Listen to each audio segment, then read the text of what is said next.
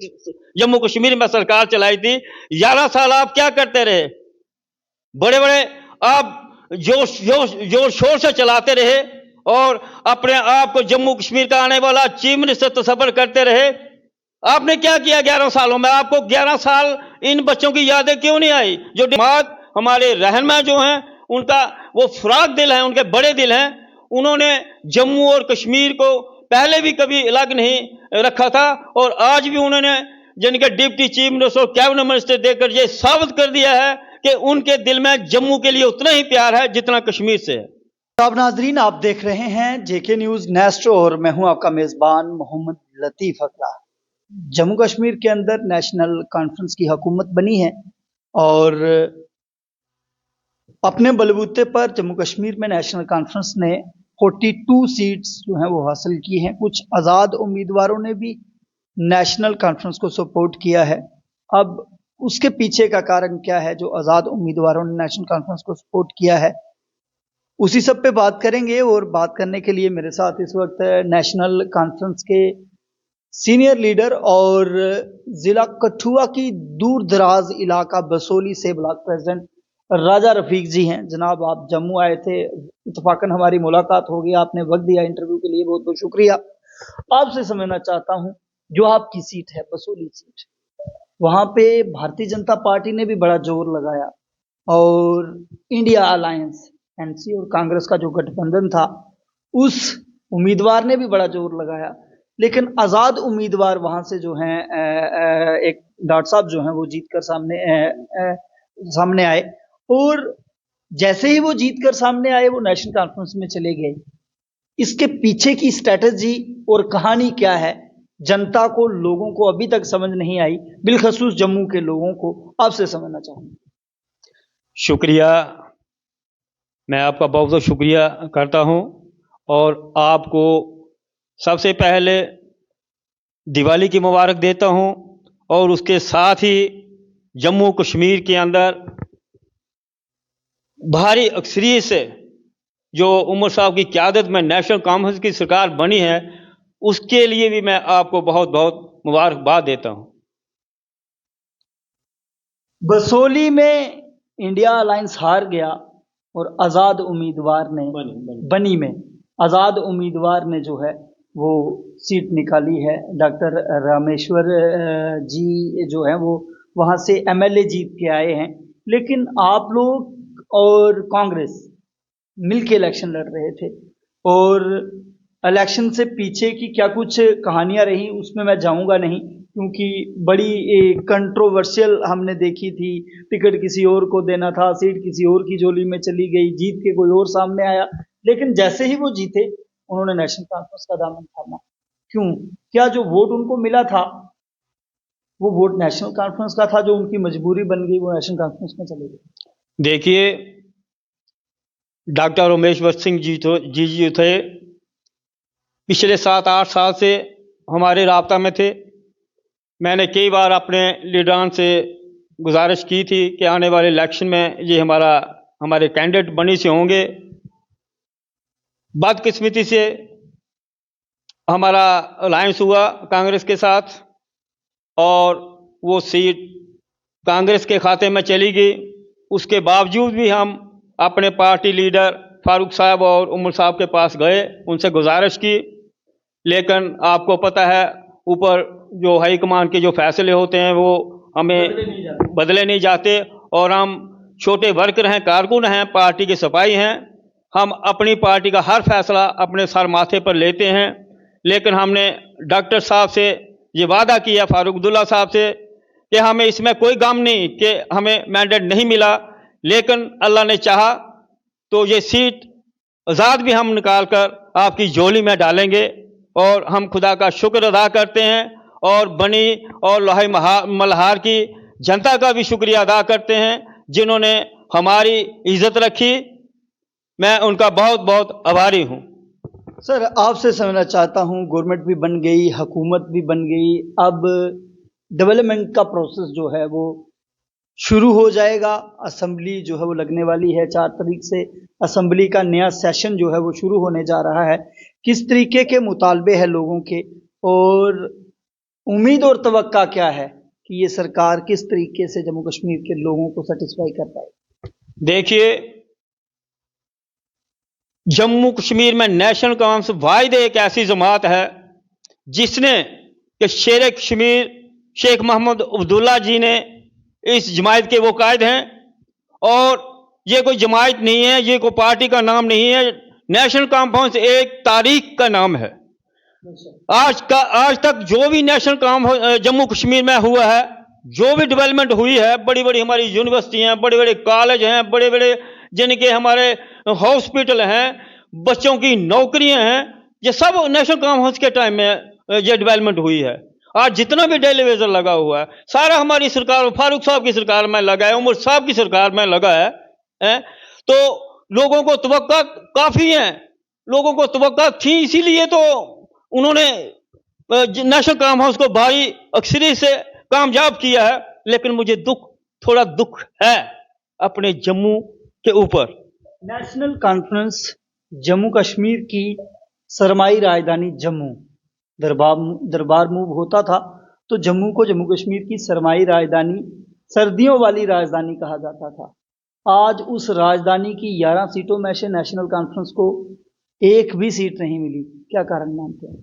देखिए, कारण तो सीधा सीधा है। आपको मालूम है कि मैंने भी अपनी जिंदगी में बड़ी इलेक्शनें लड़वाई हैं, लेकिन हमारे प्राइम मिनिस्टर जी ने सीधा सीधा इसको एक तरफा रंग देने की कोशिश की और वो तो कामयाब हुए। सुनिए मेरी बात, वो कामयाब नहीं हुए और ना ही हम जम्मू वाले हुए हैं, क्योंकि एक तरफा उन्होंने लोगों को बांटने की कोशिश की। ऐसा हुआ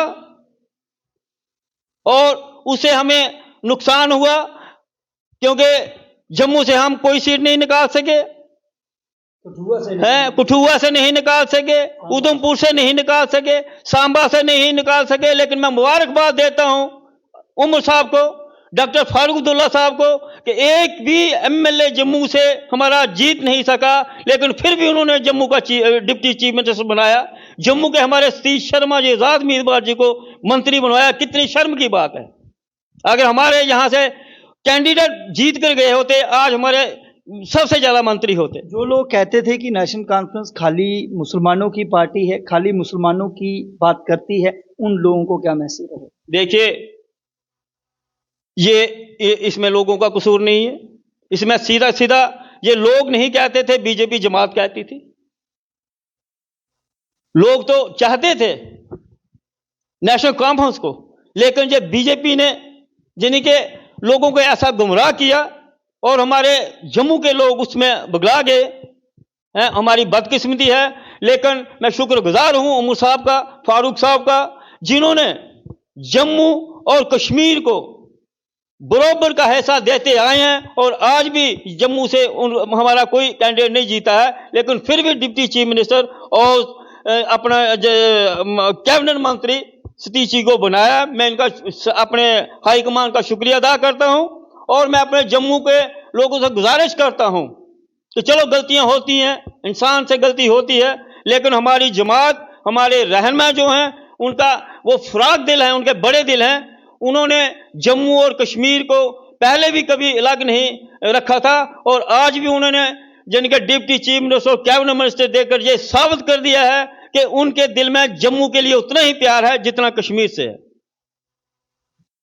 जम्मू कश्मीर के अंदर मुद्दे बहुत ज़्यादा हैं, चाहे वो हम डेली विज़र की बात करें, चाहे वो हम रहबरे खेल, रहबरे जंगलात, रहबरे ज़रात या बाकी तमाम मुलाजम जो अर्जी तौर पर काम कर रहे हैं। लगातार वो लोग पिछले कई सालों से एहतजाज पे हैं और ये मांग की जा रही है कि हमें रेगुलाइजेशन जो है वो की जाए, रेगुलाइजेशन की पॉलिसी जो है उसे लागू किया जाए। क्योंकि 2010 से के बाद अगर हम देखें तो कोई भी डेली विज़र मुलाजम जो है, डेली विज़र एम्प्लॉय जो है, वो रेगुलाइज नहीं हुआ। क्या उम्मीद की जा सकती है कि नेशनल कॉन्फ्रेंस के इस दौर में जो डेली विज़र मुलाजम है वो पक्के होंगे, या उसको लेकर कोई राजनीति और कोई पॉलिसी जो है नेशनल कॉन्फ्रेंस की ये जो हुकूमत बनी है वो लेकर आने वाली है? देखिए, रहबरे तालीम, रहबरे जंगलात, रहबरे अपना जंगलात, ये सभी हमारी सरकार ने डॉक्टर फारूक अब्दुल्ला की साहब की रहनुमाई में ये सारे यूनिट बने हैं और हमारे बच्चों को नौकरियां मिली है। मुझे अफसोस है कि कल मैं राणा साहब जी का इंटरव्यू सुन रहा था, उन्होंने ये कहा कि जो आज सरकार बनी है इनको चाहिए कि लोगों की डेवलपमेंट के बारे में सोचे, बच्चों के बारे में जो डेली वेजर है उनके बारे में सोचे। मैं पूछना चाहता हूँ राणा जी, आप जम्मू कश्मीर के यानी के सदर रहे हैं 11 साल बीजेपी के और अपने आप को खूंखार शेर समझते थे। आप 11 साल क्या करते रहे? सेंटर में आपकी सरकार थी और जबरदस्ती आपने जम्मू कश्मीर में सरकार चलाई थी। 11 साल आप क्या करते रहे? बड़े बड़े आप जोर शोर से चलाते रहे और अपने आप को जम्मू कश्मीर का आने वाला चीफ मिनिस्टर तस्वर करते रहे। आपने क्या किया 11 सालों में? आपको 11 साल इन बच्चों की यादें क्यों नहीं आई जो डेली बेजर थे? उन बच्चियों की याद क्यों नहीं आई जिनको आपने नौकरी से निकाला? उनको तो आपने उन पर तो डंडे बरसाए। मैं यकीन दिलाता हूं अपने जम्मू के अवाम को कि मैंने पहले भी कहा कि फारूक साहब और अपने उमर साहब के दिलो दिमाग में जम्मू से उतना ही प्यार है जितना कश्मीर से है। और ये डेली वेजर वगैरह जो भी हमारे बच्चे लोग हुए हैं, कोई बीजेपी ने नहीं लगाया 11 सालों में, ये फारूक साहब ने लगाए हैं, ये उमर साहब ने लगाए हैं। ये बच्चे जो मैनिफेस्टो हमारी पार्टी ने जो मैनिफेस्टो बनाया है इलेक्शन में उसको लोगों के सामने रखा है। हमें उम्मीद है कि हमारी पार्टी जो है इस वक्त इक़्तिदार में है और जो वादे हमारे लीडरान ने किए हैं वो पूरे होंगे, इसमें कोई शक नहीं है। जी शुक्रिया। तो नाजरीन, ये थे हमारे साथ बसोली से नेशनल कॉन्फ्रेंस के ब्लॉक प्रेसिडेंट राजा रफीक जी, जिनसे हमने बिलखसूस बातचीत की और जम्मू कश्मीर के अंदर नेशनल कॉन्फ्रेंस किस तरीके से काम करने वाली है और जम्मू कश्मीर के अंदर नई जो हुकूमत बनी है वो किस तरीके से काम करने वाली है, क्या डेली विजरों को पक्का किया जाएगा, जो मैनिफेस्टो जम्मू कश्मीर चुनावी मंशूर जम्मू कश्मीर नेशनल कॉन्फ्रेंस ने अवाम के बीच में लाया था, जिस चुनावी मंशूर को देखते हुए लोगों ने नेशनल कॉन्फ्रेंस को वोट दिए हैं, चाहे उनमें राशन फ्री देने की बात हो, डबल राशन देने की बात हो, फ्री इलेक्ट्रिसिटी 200 यूनिट देने की बात हो, या महिलाओं के खातों में 5-5 हज़ार रुपया दिए जाने की बात हो, या डेली विजरों को पक्का किए जाने की बात हो। क्या सरकार इन सारे मुद्दों पर काम करेगी? तो बड़ी तफसील से हमारी बातचीत हुई और हम कोशिश करेंगे कि ये सिलसिला और ये कारवां जो है वो आगे भी जारी रहे। और क्या कोई सरकार करती है ये तो वक्त बताएगा, लेकिन उम्मीद और भरोसा हाई कमांड पे मुकम्मल है। और ये नेशनल कॉन्फ्रेंस के जो सीनियर लीडर हैं मेरे साथ थे बातचीत करने के लिए। इस इंटरव्यू को आप कैसे देखते हैं मुझे भी जो है कमेंट में ज़रूर बताएं और अपनी राय कमेंट बॉक्स में रखें। मुझे और मेरी टीम को इजाज़त दें। बहुत बहुत शुक्रिया।